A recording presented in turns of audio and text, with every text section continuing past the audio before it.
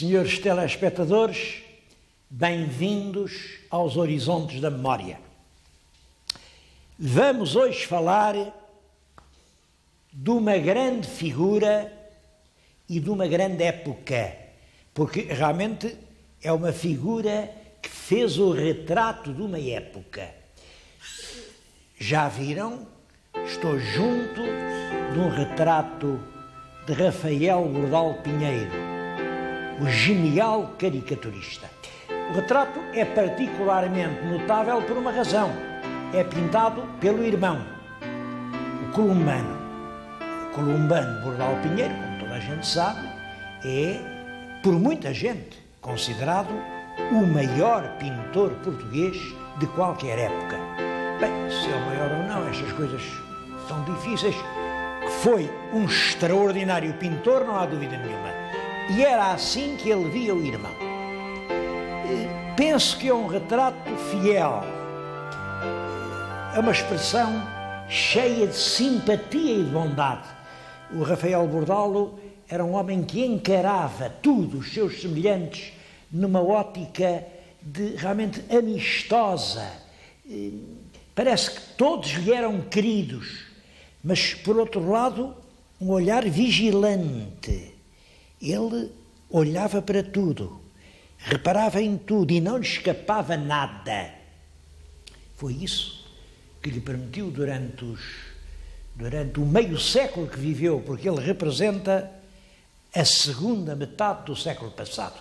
Ele nasce pelos meados do século, em 1846, e morre ao começar o século seguinte, em 1905. É esse Portugal, essa Lisboa da regeneração, do comboio, do Fontes, do rotativismo, dos últimos reinados que ele nos descreve. Vamos ver como.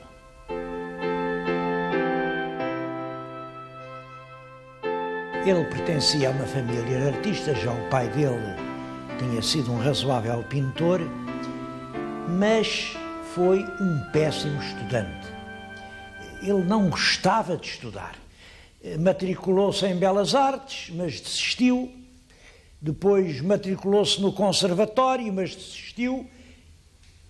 Mas ficou-lhe toda a vida um gosto enorme pelo teatro. Matriculou-se no curso superior de letras, mas desistiu. E depois começou assim a fazer. Ele gostava era de pintar, desde pequenito. Está aqui, nesta sala, uma pequena aguarela que ele pintou quando tinha 15 anos. É realmente uma criança e a mãe com a roca de fiar. Aquilo era uma coisa que ele ainda via muito. As mães fiavam o tecido com que faziam lá as coisas de casa. Tudo aqui à nossa volta são quadros da primeira fase da vida. Geralmente crianças, aqui por exemplo são garotos num jogo infantil, tipos populares, camponeses, e lá ia mandando isto às exposições. É claro que, como veem, isto, sem ser mau, não chega a ser bom. Não era realmente esta a verdadeira vocação. A vocação era outra.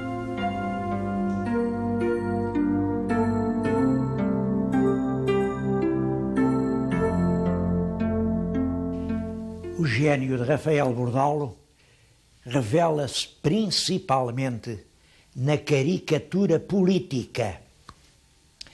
A partir de 1875, ele foi editando revistas. A primeira das revistas célebres é esta, é a Lanterna Mágica. A primeira e a mais rara. Eu queria-lhes mostrar, nesta revista, primeira, duas caricaturas. Isto aqui é como o governo gasta o dinheiro. É tudo a pagar comboios, a deitar o dinheiro aqui nas goelas das locomotivas, dos comboios. Aqui era como devia gastar. Era com as escolas primárias. Porque estão assim, neste estado, rotas, pobrezinhas. Uma outra caricatura. Isto é a parada 24 de julho desse ano de 75. É o que o governo mostrou. Mostrou 100 canhões reluzentes. O que devia ter mostrado eram 100 escolas primárias novas, 100. Mas isso não mostrou. As escolas estão todas a apodrecer, estão todas assim.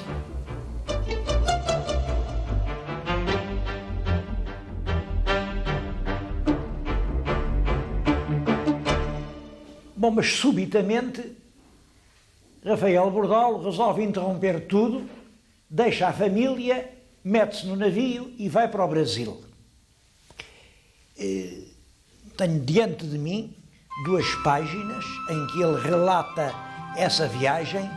Está além no tombadilho do Potosí, que foi o navio onde ele viajou, conta os pavores noturnos, depois a alegria da chegada, os amigos que o levantam aos ombros, o espanto da sociedade brasileira que ele foi encontrar, civilizadíssima, os sonhos, talvez os primeiros terrores. Mas a verdade é que a viagem liquidou-se por um fracasso tremendo. A imagem que ele conserva desses anos é profundamente triste. Está aqui, este é um dos melhores desenhos do Bordalo, o Dia de Finados, e representa o enjeitado, a criança que ninguém quer. Está com uma mão cheia de jornais. Há ali um desenho ainda mais triste. É o próprio Bordalo, que ele acabou por mandar ir a mulher, que se vê aqui, e a filha mais pequenina, a Helena, e está ele a uma varanda no Rio de Janeiro a pensar em Portugal.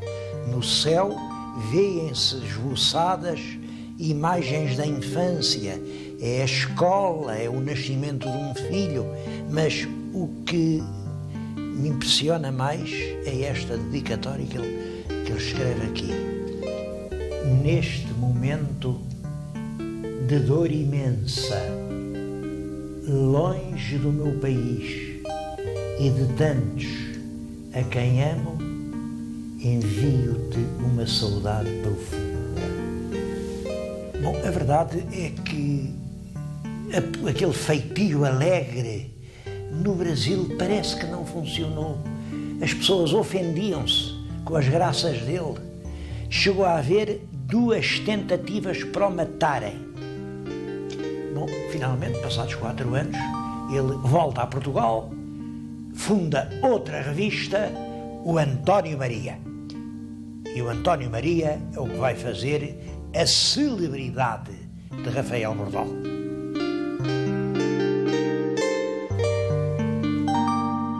Mas acham que António Maria é nome que se põe a uma revista?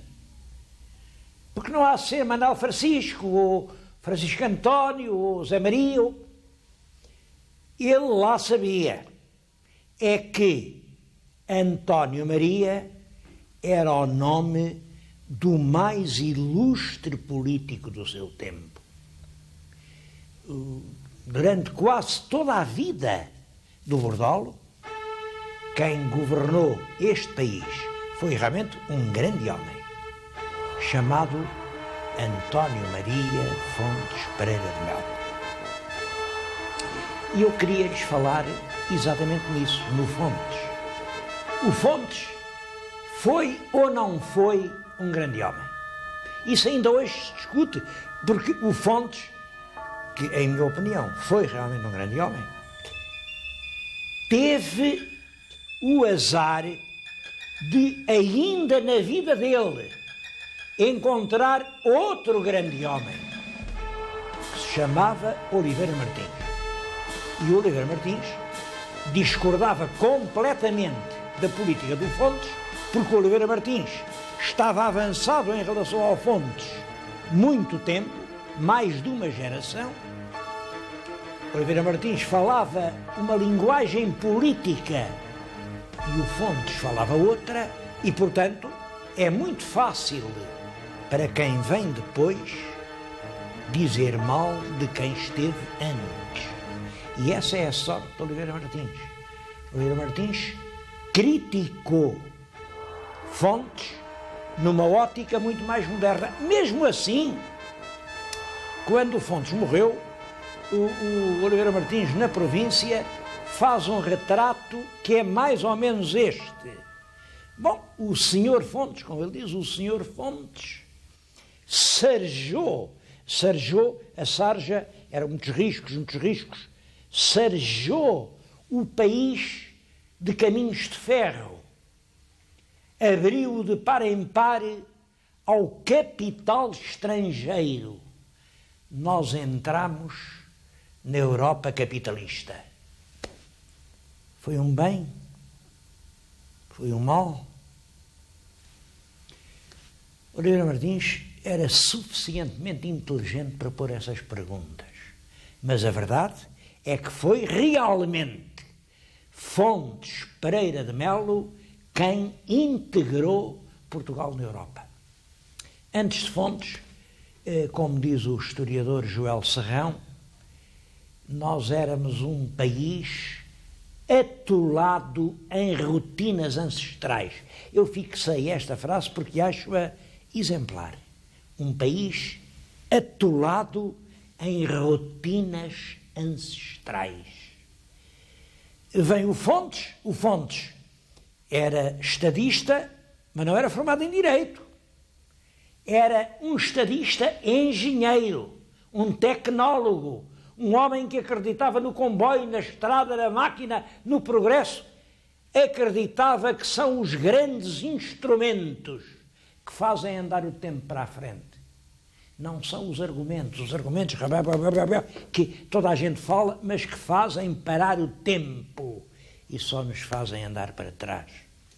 Fontes fez em Portugal uma revolução sem tiros.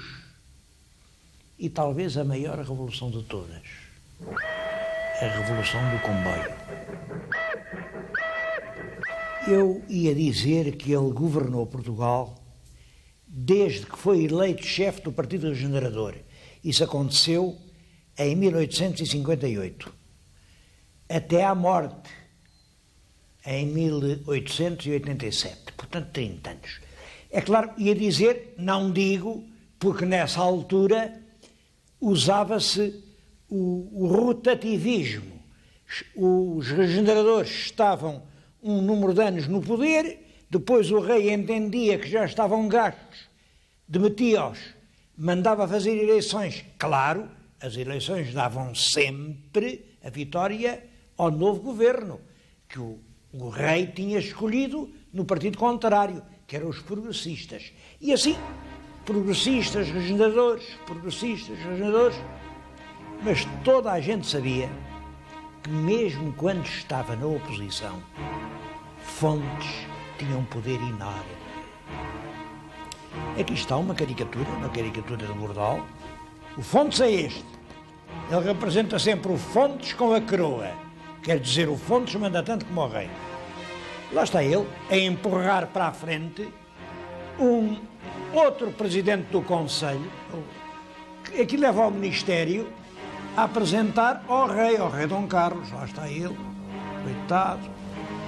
Evidentemente, quem carrega ao Ministério, vejam-no, é o Zé Povinho, com uma grande albarda. Bom, aqui outra.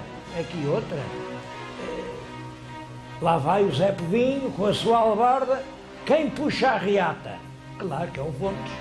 É o Fontes que leva o povo pela reata. Aqui estão a fingir que dão um bolo ao Zé Povinho. Quem é que faz o engano? Lá está ele. É o Fontes, com a sua coroa. O Fontes, lá está ele. Agora está a mandar dar uma carga de bordoada no Zé Povinho. O Fontes está presente em tudo. E à primeira vista, dir-se-ia que Rafael Bordalo era um inimigo de Fontes, que nunca lhe entendeu a grandeza.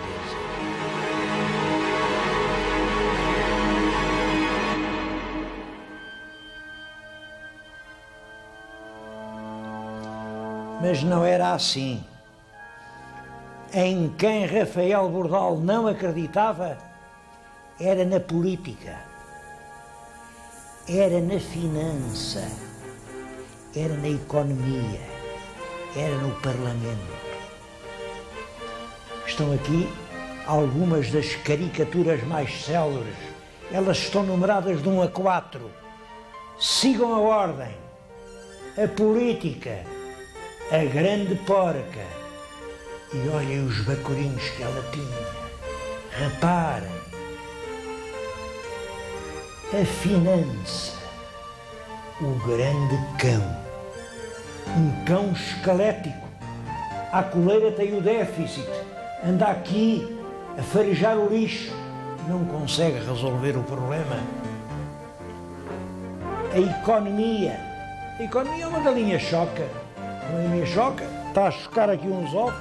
Os ovos dizem amortizável, Banco de Portugal, dívida externa, dívida consolidada, dívida interna, dívida flutuante, dívida externa. Isto é o que dizem os ovos. Porque quem aqui canta de galo está ao fundo e chama-se empréstimo. Somos uma economia a viver de empréstimos. Finalmente,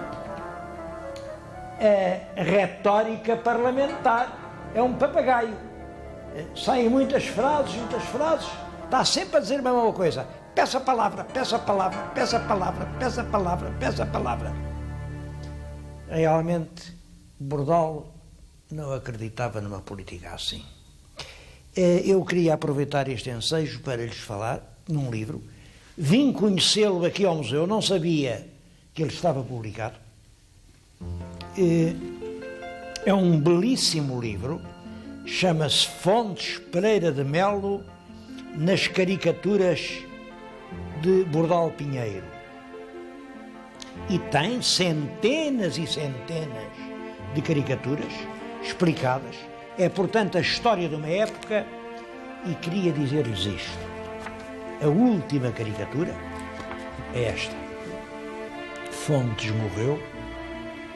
Os pigmeus que lhe disputavam a sucessão acotovelam-se, mas nenhum deles consegue chegar sequer aos calcanhares do gigante.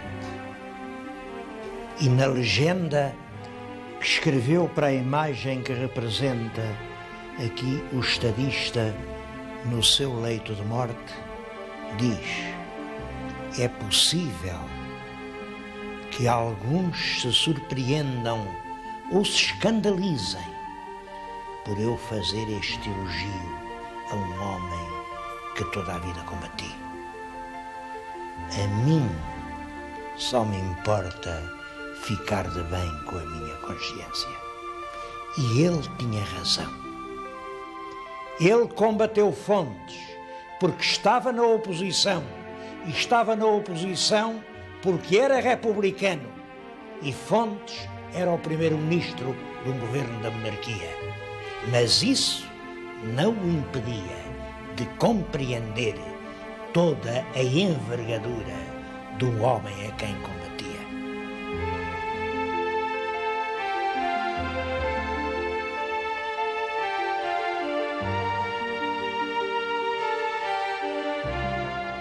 Rafael Bordalo acreditava que com a República se poderiam resolver todos os problemas portugueses. Bom, isto por várias razões. Primeiro, porque há sempre uma certa tendência para pensar que o culpado da situação a que se chegou é o passado. Peço-lhes que prestem atenção a esta caricatura. Cá está o pobre Zé Povinho, aqui a dormitar sobre a sua albarda. Isto é um desenho feito no Dia de Reis. E quem é que está a calcar aos pés o Zé Povinho? São todos os reis de Portugal. Isto começa aqui no Conde Dom Henrique, segue-se o Dom Afonso Henriques, o Dom Sancho I, vai por aqui fora, este é o Dom João I, isto é o Dom Manuel que vem no seu elefante, cá está o Cardeal Rei, os três Filipes, é toda a monarquia, toda aqui os reis constitucionais, O último já está a cair, já vai a rebolar e mal se segura, é Dom Carlos, segura ainda pela mão de Dom Luís. É realmente uma caricatura cheia de interesse, mas reparem, ele responsabiliza o passado, e todo o passado era monarquia, pelo Estado presente. Quanto ao presente, há aqui uma outra caricatura que eu gostava que vissem. É certo que o povo anda de gatas, anda a quatro, com uma pesadíssima albarda, aqui, em frente do rei. Bom, mas anda porque quer. Isto é o povo como é. Este é o povo como pode ser. Basta que um dia atire as albardas ao ar, os reis fogem para toda a parte e ele ergue-se, possante e corajoso. É claro que por isso é que ele era republicano. Aqui temos outra caricatura, é a República a dizer ao ouvido do Zé Povinho: o que te falta é amor da pátria, porque para Rafael Bordalo, República era o outro nome da palavra pátria. Um grande carinho pelo povo está presente em toda a obra de Rafael Bordalo. Eu penso que ele lá no Brasil sentiu bem o que era o povo. A certa altura ele resolveu não fazer mais caricaturas, não fazer mais jornais, e há uma altura em que vai para as Caldas da Rainha amassar o barro, fazer cerâmica e trabalhar para o povo. É muito importante perceber isto. Nessa altura, estamos no fim do século XIX, houve progressos reais em Portugal, a arte começa a aparecer nos salões da gente rica e o povo. Quem é que faz arte para o povo? O que é que o povo pode pôr na sua parede, pode pôr no seu armário? Pois bem, Rafael vai para as Caldas fazer arte para o povo. Nós hoje podemos gostar, podemos não gostar, são aqueles pratos, aquelas fantasias, aquelas figuras, aqueles animais, aqueles peixes, mas tudo aquilo era feito em moldes e depois os moldes prometiam fazer muitos exemplares e prometiam vender barato. A verdade é que a Rafael Bordalo se deve que milhares e milhares de portugueses possam ter tido uma peça de arte na sua própria casa. E servir o povo é isso, é criar cultura, de maneira que essa cultura possa ficar ao alcance do próprio povo. Cultura para o povo. Foi o que Rafael Bordalo teve a coragem de fazer. Eu acho que o povo agradeceu-lhe, o povo esteve do lado dele. Ele, como sabem, a mais célebre de todas as caricaturas de Bordalo é esta. É o português simbólico que faz este gesto, e aqui diz: toma. Este é a famosa toma do Rafael Bordalo. É o gesto de escárnio e de desprezo que o povo verdadeiro faz para os que o dizem servir e se só servem dele como pretexto para se servir a si próprios. Toma, é o que o povo lhes diz.